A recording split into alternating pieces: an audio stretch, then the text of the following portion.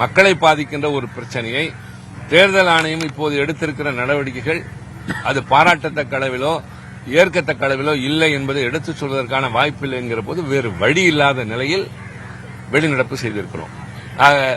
மீண்டும் மக்களுக்கு வெளிப்படுத்துவது நாங்கள் எந்த தவறும் செய்யவில்லை, பேச வாய்ப்பு கேட்டோம், மறுக்க போது இப்போது அவர்கள் விருப்பத்திற்கு ஏதோ செய்து கொண்டிருக்கிறார்கள். நாங்கள் வெளிநடப்பு செய்ததற்கு எதற்கு என்றால் எதிர்ப்பு தெரிவிப்பதற்காக. பிரச்சனைகளை பேச முடியாமல் அந்த மன்றத்தில் இருந்து என்ன பயன்? மக்களுடைய பிரச்சனைகளை சொல்வதற்காகத்தான் வருகிறோம். ஆளுங்கட்சி செய்வதற்கெல்லாம் தலையாட்டுவது எதிர்க்கட்சிகளின் வேலை இல்லை. எதை வேண்டுமானாலும் குற்றம் சொல்லலாம், குறை சொல்லலாம். ஆனால் அப்படி கூட அல்ல. நாங்கள் நியாயமான சில பிரச்சனைகளை எடுத்து வைக்க விரும்புகிறோம். இது விரல் நீட்டி குற்றம் சொல்லுகிற அந்த முயற்சியெல்லாம் கிடையாது. ஒரு கொழுந்து விட்டு எரிகின்ற பிரச்சனை.